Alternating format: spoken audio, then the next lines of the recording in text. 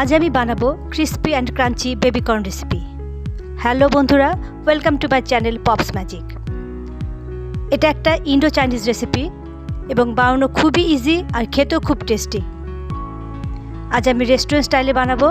10 থেকে 20 মিনিটের মধ্যে এটা বানানো সম্ভব। রেসিপি ভালো লাগলে প্লিজ লাইক, শেয়ার এবং কমেন্ট করার অনুরোধ রইল। চলুন ঝটপট দেখে নিই তাহলে আজকের রেসিপি।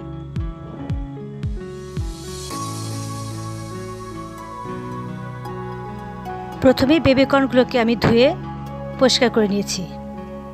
তারপর লম্বা লম্বি কেটে মাঝখান দিয়ে আবার একটা টুকরো করে নিয়েছি। প্রায় 1 ইঞ্চি সাইজের হয়েছে বেবিকর্নগুলো।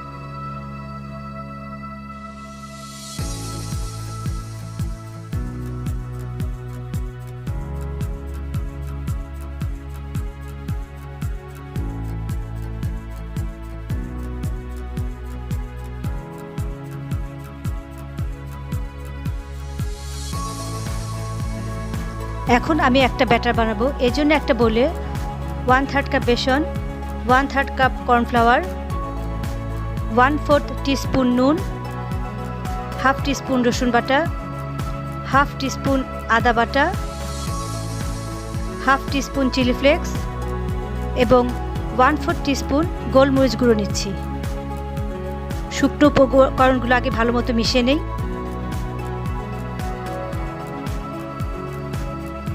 এবার অল্প অল্প জল দিয়ে একটা ব্যাটার তৈরি করব। ব্যাটারটা খুব বেশি পাতলা হবে না, মিডিয়াম ঘনত্বের একটা ব্যাটার তৈরি করব।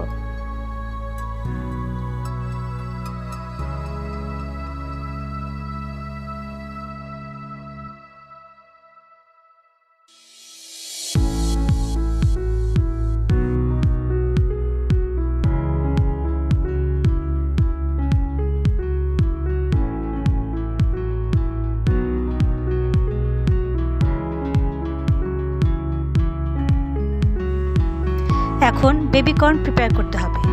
এর জন্য একটা কড়াইতে জল গরম হলে তাতে বেবিকর্নগুলো ছেড়ে দিচ্ছি অল্প নুন।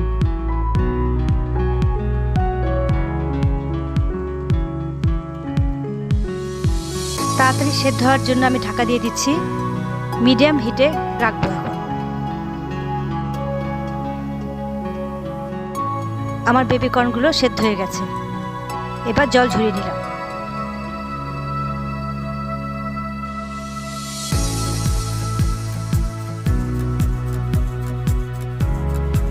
এখন সেদ্ধ বেবিকর্নগুলোকে এই ব্যাটারে কোট করি।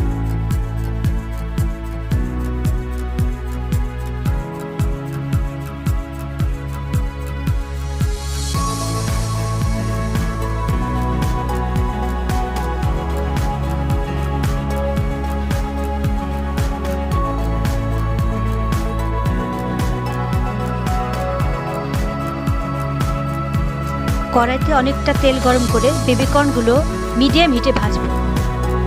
ভাজার কাজটা আমি 2 বার করব।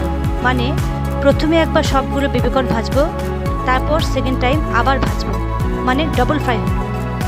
এতে বেবিকর্নগুলো খুবই ক্রিস্পি হয়। গেস্ট আসার আগে এই ফার্স্ট ভাজার কাজটা আমরা আগেই সেরে ফেলতে পারি।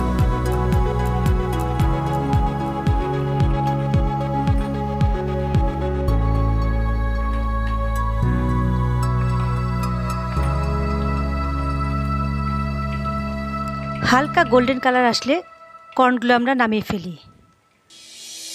এভাবে সবগুলো কর্ন একবার ভেজে নিই।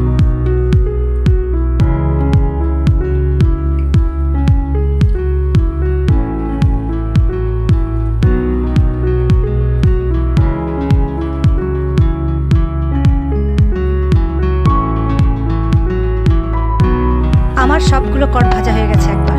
এবার আমি সেকেন্ড টাইম ভাজছি। এবার গোল্ডেন কালার করে ভাজবো।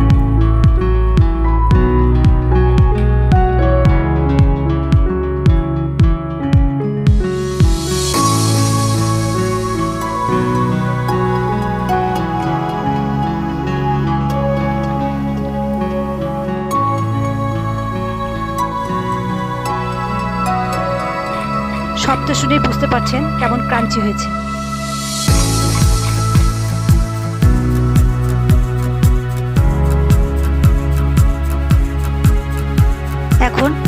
কড়াইতে 1 চা চামচ তেল দিচ্ছি। তেল গরম হলে এতে 1 চা চামচ কুচানো রসুন দিচ্ছি। রসুনটা হালকা নাড়াচাড়া করে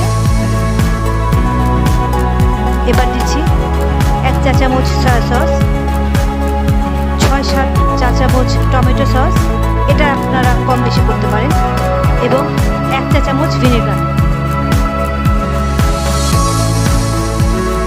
হাই হিটে সব কিছু নাড়াচাড়া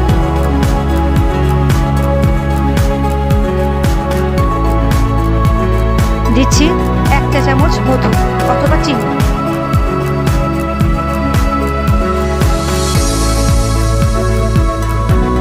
এবার ভাজা বেবিকর্নগুলো ছেড়ে দিচ্ছি।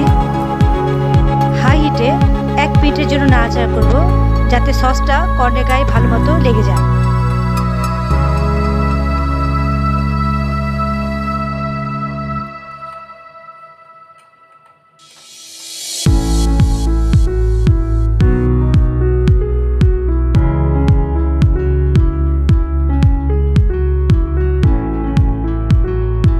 রেডি হয়ে গেল রেস্টুরেন্ট স্টাইলের ক্রিস্পি অ্যান্ড ক্রাঞ্চি বেবিকর্ন।